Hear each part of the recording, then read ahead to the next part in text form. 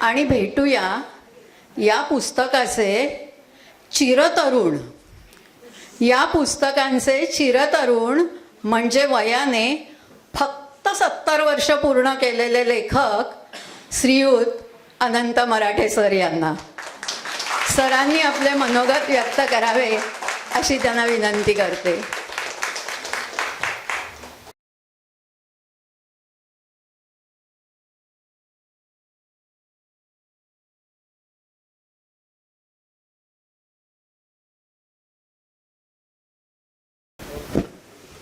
नमस्कार.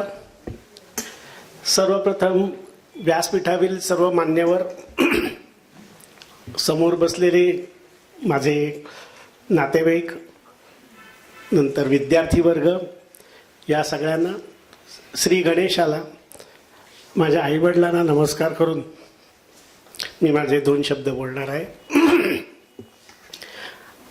मगाशी माझा उल्लेख 70 वर्षाचा चिरतरुण असा उल्लेख केला, तर या तारुण्याचं रहस्य सांगतो तुम्हाला. या तारुण्याचं रहस्य आहे माझे सगळे विद्यार्थी. आपला क्लास झूमवर असतो रोज, पण क्लास असला की सकाळपासून उत्साह असतो की आज विद्यार्थी भेटणार आहेत. आणि माझ्या मते विद्यार्थ्यांनाही असावा. तर त्यामुळे ती जी ऊर्जा मिळते ना, त्या ऊर्जेमुळे मला सतत तरुण राहिल्यासारखं वाटतं. त्यांच्यासाठी काहीतरी करावं, त्यांच्यासाठी त्यांच्या शंका असतात त्या निरसन करावं किंवा रोज शिकवावं. आणि त्यांना रोज शिकवत असल्यामुळे मलाही रोज शिकावं लागतं. आणि हा प्रवास मला म्हणजे खूप आनंदमयी वाटतो. आणि असं वाटतं की यातनं जे उद्दिष्ट आम्ही प्रथमेश ज्योतिष संस्थेने घेतलेलं आहे, मी मगाशी म्हटलं तसं व्हाईट कॉलर ज्योतिषी निर्माण करणं.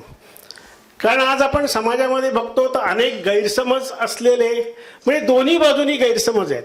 काही काही लोक ज्योतिष बघतात म्हणजे एवढं बघतात की त्याला तुम्हाला तोड नाही. म्हणजे सारखं काय झालं की ज्योतिषाकडे जायचं. परवाचा गमतीशीर अनुभव सांगतो. मला एका व्यक्तींचा फोन आला. ते म्हणले माझ्या मुलाची कुंडली बघायची, हे माझ्या नातवाची कुंडली बघायची. तर मी म्हटलं नातू किती वर्षाचा आहे? तर 4 वर्षाचा आहे. तर म्हटलं 4 वर्षाचा, आपण 8 वर्ष झाल्याशिवाय आपण पत्रिका बघत नाही, बरोबर आहे ना? सगळ्यांना शिकवलं 8 वर्ष झाल्याशिवाय पत्रिका बघायची नाही आपण.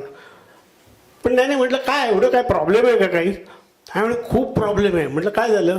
तर तो राहतो अमेरिकेमध्ये आणि आता 20 तारखेला ट्रम्प येतोय. मग ट्रम्प आल्यानंतर त्याच्या आयुष्यात काय फरक पडेल हे मला जाणून घ्यायचं. तुम्ही मला सांगा, मला फक्त चक्कर यायची बाकी होती की म्हणजे लोक कुठल्या गोष्टीवरनं काय बघतात, म्हणजे असा अतिरेक करू नये. म्हणून मी सर्व विद्यार्थ्यांना आणि सगळ्यांना सांगतो, ज्योतिषाकडे आयुष्याच्या वळणावर जावं. कारण टर्निंग पॉइंट्स जे असतात ना, त्याच्याकरता तुम्ही ज्योतिषांकडनं मार्गदर्शन घ्या, निर्णय तुमचा घ्या. कारण प्रारब्ध तुमचं आहे. कुंडली म्हणजे प्रारब्ध आहे आणि प्रारब्धातले स्वतःचे निर्णय स्वतःचे घ्यायचे असतात. फक्त मार्गदर्शन एवढे करताच घ्या की कुठे खाचकळगे आहेत, कुठे अडचण येणार आहे. कारण ग्रह हे तुम्हाला चांगलं वाईट कोणते ग्रह आहेत तुमच्या कुंडलीमध्ये हे कळलं तर कोणाची साथ घ्यायची आणि कोणाला पटवायचं, ह्या गोष्टी जेव्हा कळतील ती खरी कुंडलीचं वाचन असतं. तर त्यामुळे हा सगळा म्हणजे ज्योतिषशास्त्राच्या विद्यार्थ्यांना पण मी हेच सांगत असतो. आणि माझे विद्यार्थी जर बघितलेत ना तर विविध, म्हणजे आज आता ऑस्ट्रेलियामधनं बर्वे आलेले आहेत, ते ऑस्ट्रेलियातनं शिकतात. बर्वे कुठे आहेत जरा उभे राहा 1 मिनिट. म्हणजे शेअर मार्केट आणि ज्योतिष या विषयावर मी व्याख्यान दिलं. त्या व्याख्यानाला शेअर मार्केटच्या ह्याच्यातनं हजर होते. पण त्यांना ज्या वेळेला कळलं की अरे शेअर मार्केटवरती सुद्धा ग्रहांचा प्रभाव आहे, मग त्यांनी पूर्ण, आता म्हणजे पूर्ण ज्योतिष करता येते, शास्त्रीपर्यंत ते पूर्ण झालेलं आहे त्यांचं. म्हणजे एखादा विद्यार्थी जेव्हा येतो तेव्हा काही वेळेला उत्सुकतेपोटी येतो, काही वेळेला अरे काय बघूया काय आहे असं येतो, आणि नंतर तो त्यात रमतो. आपले डॉक्टर कुलकर्णी सुद्धा, म्हणजे त्यांनी जरी ते डॉक्टर असले तरी त्यांनी त्याच्यामध्ये खरोखर अभ्यास व्यवस्थित केला. म्हणजे त्याने असं नाही केलं की अरे काय तुमचं ज्योतिष, असं नाही केलं. आणि मला हे हवं आहे की म्हणजे सायन्स आणि आपलं शास्त्र हेही एक शास्त्रच आहे. त्या दोघांचा कुठेतरी एकमेकांशी संवाद झाला तर त्यातनं आपल्याला सगळं चांगलं मिळेल. आणि म्हणून त्यांनी पूर्ण शास्त्रीची पूर्ण परीक्षाही दिलेली आहे. आणि म्हणून मी त्यांना आणि असं ठरवलं होतं की यावेळेला विद्यार्थ्यांनाच सगळं अप्लाय करायचं आहे. म्हणून ह्या पुस्तकाचं त्यांना प्रस्तावनाही लिहायला सांगितली आणि एक डॉक्टर या नात्याने ते चांगला न्याय देतील म्हणून स्तनाचा कर्करोग हे पुस्तकही त्यांच्या हस्तेच आपण उद्घाटन केलेलं आहे. कारण बाहेरच्या मोठ्या व्यक्ती आणून आपले मोठेच आहेत ना, पण आपले मोठे आपल्याला कधी कळणार कधी. आज जर तुमच्या समोर असं आपण एकत्र आलो नसतो तर कोणाच्या प्रत्येकाचे काय काय गुण आहेत ते कसे कळले असते. म्हणून ह्याच्यामध्ये सुद्धा इव्हन शिकताना सुद्धा मी बघितलं माझे विद्यार्थी पूर्वी तर ज्या वेळेला शाळेमध्ये हे व्हायचं म्हणजे आमचे क्लासेस व्हायचे तेव्हा डोंबिवली कल्याणपासनं ट्रेननी बायका रात्री यायच्या. म्हणजे मला कधी कधी आश्चर्य वाटायचं त्या गर्दीतनं येतात कशा. म्हणजे आम्हाला म्हणजे सर्वच त्यांना आश्चर्य वाटायचं. आणि कधी म्हणायचं नाही ना सर क्लास संपवा मला 8:35 पकडायचे, असं कधीही केलं नाही. पण कोविडच्या काळानंतर आपण आज झूमवरती आहोत तर झूमवरती जसं परदेशातले विद्यार्थी आहेत इथले सुद्धा नोकरी करणारे विद्यार्थी आहेत. आणि बरेच विद्यार्थी ट्रेनमध्ये पूर्ण वेळ कानाला लावून ऐकत असतात आणि जात असतात. बरोबर आहे ना. कोण कोण करतात त्यांनी जरा हात वर करा बघा. आणि या स्टुडंट्स आहेत कधी आणि फक्त त्या मला रिक्वेस्ट करतात सर मी कॅमेरा ऑफ ठेवते कारण काय ना मी ट्रेनमध्ये आहे आणि मी आता चालते आहे. म्हणजे कधी कधी मधनच दिसतं ते पुलाखालनं जात असतात इकडनं जात असतात वगैरे. पण ही शिकण्याची विद्यार्थ्यांची जी आवड आणि त्यांचं जे त्यातलं कॉन्ट्रीब्युशन आहे ना ते मला उत्साह देतं. म्हणून मी म्हटलं माझ्या तरुण पण जे काय जर तुम्हाला वाटत असेल स्मार्टनेस वाटत असेल तर त्याच्यामध्ये तुमचा पण सहभाग आहे. म्हणजे मिसेसचा आहेच पण तुमचाही आहेच. तर हे करताना मी म्हटलं आपण अधिवेशन करूया. कारण अधिवेशन कशा करता बरेच वेळेला आपण ऑनलाईन असतो प्रत्यक्ष भेट होत नाही. आज सुद्धा काही काही लोक आल्यानंतर अरे तूच का तो असं बरेच वेळा होतं. म्हणजे अशा पद्धतीने म्हणून म्हटलं सगळ्या जणांनी एकत्र यावं. आणि 3 पुस्तकांचा मी हे करतोय. म्हणजे गेल्या वेळेला पण आपण 3 पुस्तकं प्रकाशित केली होती. यावेळेला 3 पुस्तकं प्रकाशित करतोय. त्याच्यातलं पहिलं पुस्तक म्हणजे ग्रहस्थिती आणि स्तनाचा कर्करोग. हे पुस्तक लिहिण्याचं कारण म्हणजे माझ्याकडे आपल्याकडे स्त्रियांना हल्ली ब्रेस्ट कॅन्सरचं प्रमाण खूप वाढलेलं आहे. आणि जर का डॉक्टरी मार्गदर्शनाच्या अगोदर आपल्याला कारण कुंडलीमध्ये तुम्ही कुंडली जन्मताच ती असते तर त्यातनं जर आपल्याला कळलं की हिला स्तनाचा कर्करोग होण्याची शक्यता आहे तर वेळच्या वेळी मॅमोग्राफी करून त्याच्यावरती मार्गदर्शन देता येतं. म्हणजे आमचं असं म्हणणं नाही की आम्ही 100% सांगतो पण त्याचं जर का तुम्हाला अगोदर मार्गदर्शन मिळालं तर तुम्ही त्यातनं वैद्यकीय सहाय्य घेऊ शकता आणि ते घ्यावं. म्हणजे आमचं म्हणणं असं असतं आमचा निर्णय आम्ही तुम्हाला काय काय सांगितलं तर चुकलं तरी चालेल पण जर चुकलं नाही आणि ते बरोबर आलं कारण स्त्रीच्या दृष्टीने हा खूप नाजूक विषय आहे. आणि हा विषय मी घेतला. मी आता खरं तर म्हणजे स्त्रियांचा विषय स्त्रियांनी घेतला पण थोडंसं माझं व्यक्तिमत्व असं आहे की काहीतरी वेगळ्या विषयावर घ्यावं. आणि त्याकरता मग ह्या पुस्तकाकरता साठे मॅडम आहेत अभ्यंकर मॅडम आहेत बरेच विद्यार्थिनींच्याही कुंडल्या त्यांनी मिळवून दिलेल्या आहेत. आणि हे पुस्तक मी वसुधा वाघ यांना समर्पित केलेलं आहे. त्या खूप मोठ्या ज्योतिषी होत्या तर त्यांनीही मला टाटा कॅन्सरमधनं काही जणांच्या लाईव्ह कुंडल्या ज्या म्हणतात ना त्या दिलेल्या आहेत आणि त्याचा अभ्यास केलाय. हे पुस्तक विद्यार्थ्यांनी का वाचावं की एखादा विषय घेऊन त्याचं सखोल ज्ञान कसं बघितलं पाहिजे. आणि तुम्ही विद्यार्थ्यांनी पण तो प्रयत्न केला पाहिजे की कोणताही एक विषय घ्या आणि त्याचा ॲनालिसिस करा. ह्याच्या मागे त्याचा ॲनालिसिस पण केलेला आहे की किती % ग्रह कुठले किती % ग्रहांनी काय होतं. तर हे पुस्तक मेडिकल एस्ट्रॉलॉजीसाठी आहे. दुसरं पुस्तक म्हणजे ऐसी रत्ने मिळविणं. आपण ज्योतिषशास्त्र शिकताना काय करतो अरे हां विवाहामध्ये प्रॉब्लेम्स येणार आहेत प्रमोशन मिळत नाहीये हां मग प्रमोशन मिळत नाही त्याचे ग्रह कोणते नोकरी लागण्याचे ग्रह कोणते हे सगळं शिकतो. पण हे सगळं प्रॉब्लेम्स शिकतो ना. मग नुसतं प्रॉब्लेम शिकून उपयोग नाही ना त्याच्यावर सोल्युशन देणं गरजेचं आहे. हो अरे बाबा मी बटाटे वडा खाल्ला पण मग आता मी काय करू आता माझं पोट दुखतंय तर तसं आहे ते. तर तसं तुम्हाला ह्याचं बाबा विवाह जमत नाहीये, याला नोकरीत अडचणी येत आहेत, ह्यांना संततीमध्ये इश्यूज येत आहेत, तर त्याला सोल्युशन काय आहे? तर ते सोल्युशन आपण रत्नांच्या मार्फत देऊ शकतो आणि ते आपण शिकतोच, म्हणजे मी शिकवतोच. पण त्याच्या मागे शास्त्र काय आहे? खरोखरच रत्न परिणाम करतात का? कोणतं रत्न कधी वापरायचं? कोणत्या रत्नाने काय उपयोग होतो? मग आरोग्य आणि रत्न याचा काय संबंध आहे का? तुमची मानसिकता आणि रत्न यांचा काही संबंध आहे का? ह्याचं संपूर्ण उत्तर देणारं आणि त्याचं हे करणारं हे पुस्तक आहे. हे तुम्हा सर्व विद्यार्थ्यांना नक्की उपयोगी पडेल. म्हणजे तुम्ही ज्या वेळेला, आता माझं म्हणणं असं आहे की तुम्ही संबोधन केल्यानंतर लोकांना कन्सल्टन्सी करायला सुरुवात केली पाहिजे. मग कन्सल्टन्सी करताना ह्यातले काही जे तुम्ही जर का नियम वापरलेत आणि हे बघितलं, याच्यात मी 8-10 पत्रिकाही सोडवल्या आहेत की असं नाही की हे म्हणजे हेच रत्न द्या. त्याचा अभ्यास कसा करायचा तेही सांगून या पुस्तकामध्ये मी लिहिलेलं आहे, तेही तुम्ही वाचा. आणि तिसरं हे एक वेगळं पुस्तक आहे, स्वातंत्र्याचा अमृतकुंभ. सगळ्यांना कल्पना आहे की आपल्या स्वातंत्र्याला 75 वर्ष 2022 साली झाली आणि नरेंद्र मोदी म्हणजे माझे आवडते आहेत, त्याला काही हे नाही, म्हणजे मी प्रेम करतोच त्यांच्यावर. तर त्यांनी 75 वर्षामध्ये काय काय झालं त्याच्याकरता अनेक कार्यक्रम केले. तेव्हा मला असं वाटलं एक ज्योतिष म्हणून मी यामध्ये काय करू शकतो त्यांच्याकरता. मग ते ज्योतिष म्हणून करताना मी म्हटलं, मग भारताचं आपलं स्वातंत्र्य आणि आजपर्यंत ही प्रगती झाली आहे, त्यामध्ये कोण कोण त्याच्या पायाभूत होते आणि आज आहेत आणि उद्या असणार आहेत. तर त्याच्याकरता स्वातंत्र्यपूर्व काळातील स्वातंत्र्य सैनिक, मग नंतर काही आध्यात्मिक गुरु की ज्यांनी पण मार्गदर्शन केलंय, काही पंतप्रधान, राजकीय नेते, सायंटिस्ट, नंतर तुमचे इंडस्ट्रियलिस्ट, इंजिनियर्स, डॉक्टर्स, सैनिक म्हणजे सैन्य दलातले मोठ्या व्यक्ती, अशा वेगवेगळ्या, म्हणजे कोणी एकाचं कॉन्ट्रीब्युशन नाही आहे.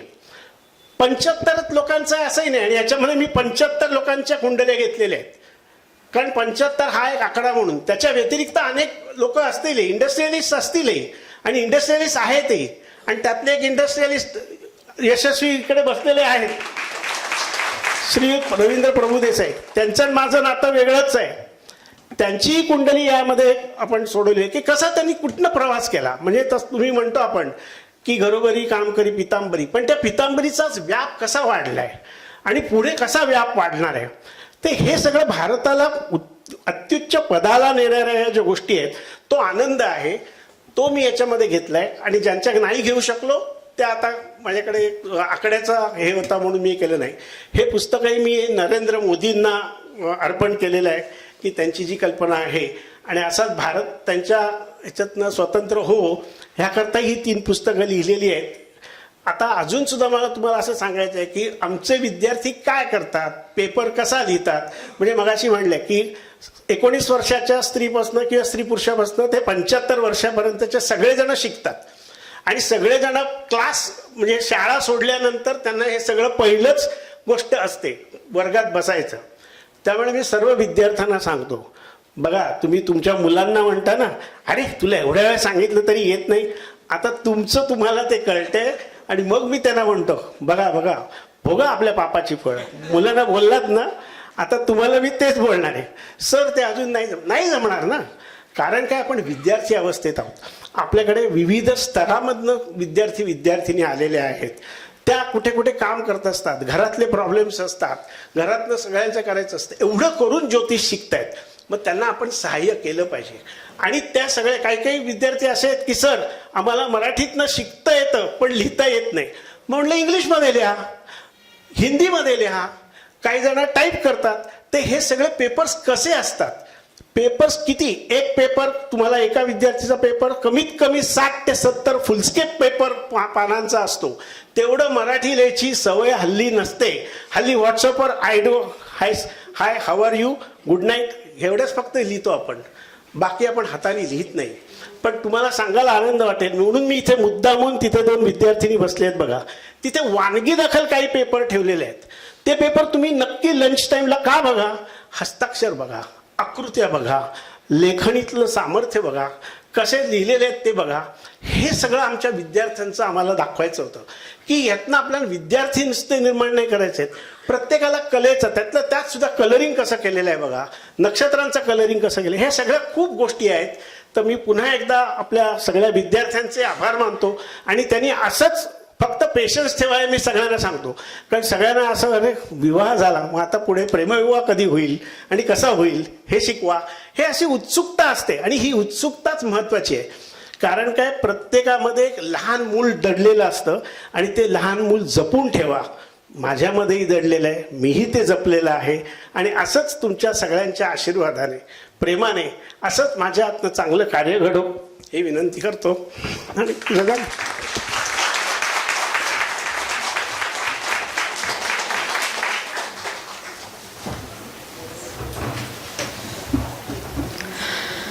संस्थेच्या उद्दिष्टांकडे संस्थेची वाटचाल कशी सुरू आहे हे खुसखुशीत नर्मविनोदी शैलीत सांगत चिरतरुण मराठे सरांनी आपले अनुभव व्यक्त केले आणि अधिवेशनाचं प्रयोजनही सांगितलं.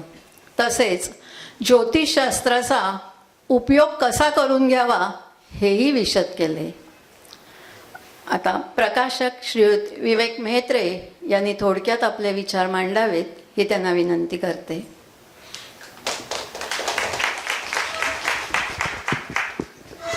व्यासपीठावरचे मान्यवर आणि आजच्या या ज्योतिष अधिवेशनासाठी उपस्थित असलेले आणि खूप दूरवरून आलेले ज्योतिषप्रेमी आणि रसिक मित्रांनो,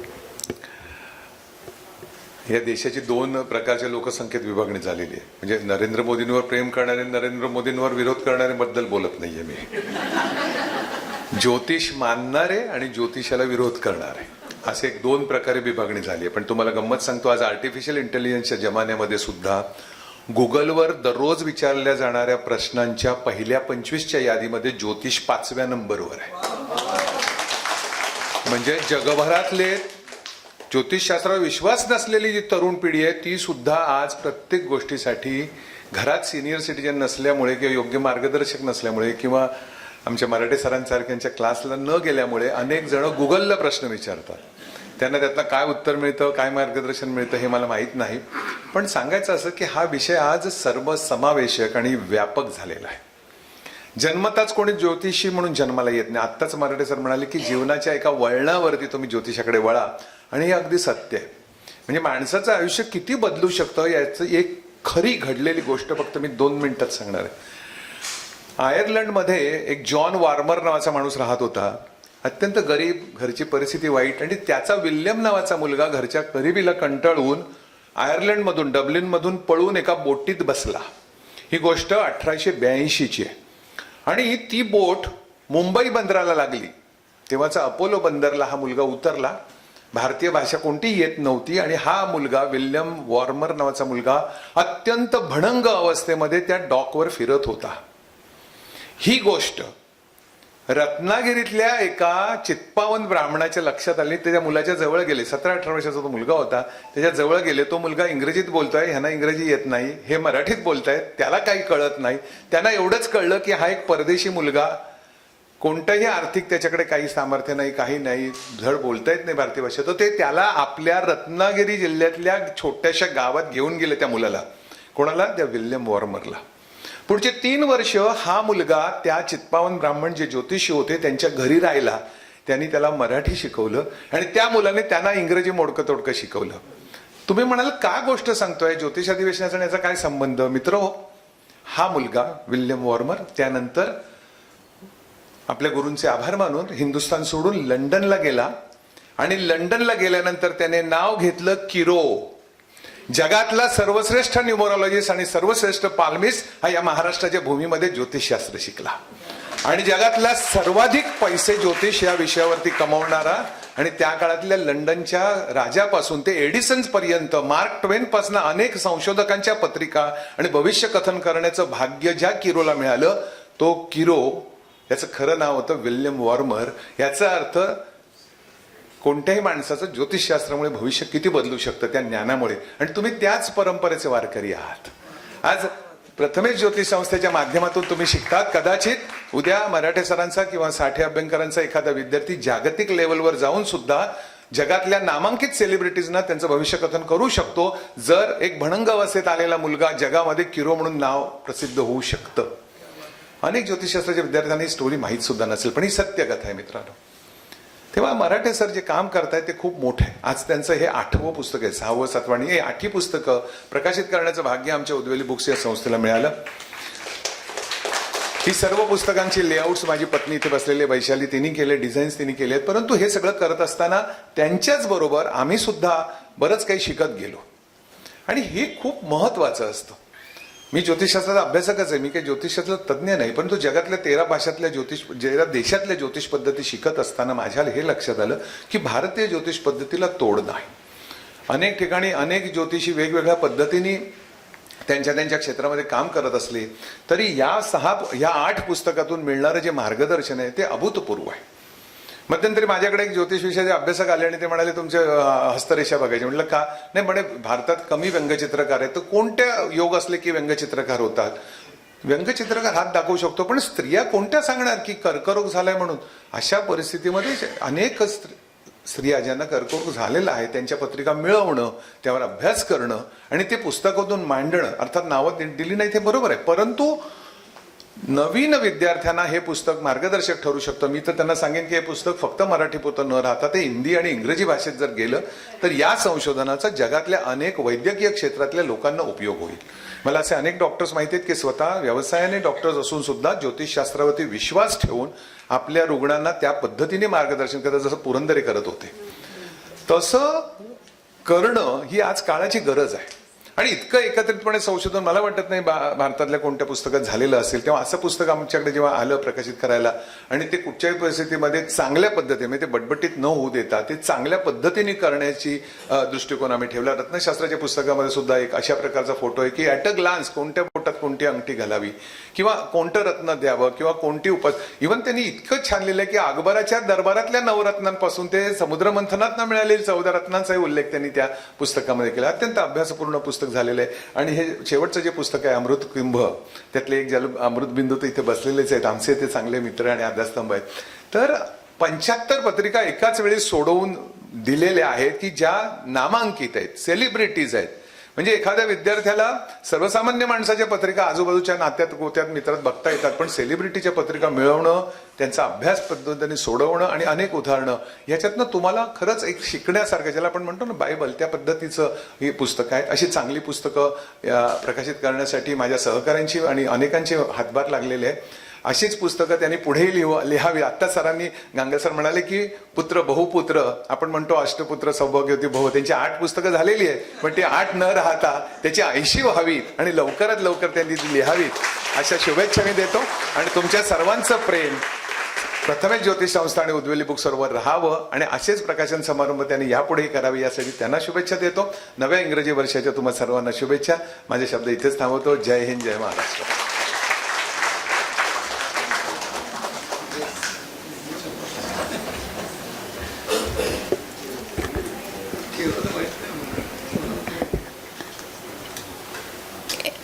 एकविसाव्या शतकात, आजच्या आधुनिक युगात, आर्टिफिशियल इंटेलिजन्सच्या जमान्यातही ज्योतिषशास्त्र आणि त्याचा अभ्यास काय करू शकतो हे अत्यंत प्रभावीपणे आता श्रीयुत विवेकजींनी आपल्याला सांगितलं.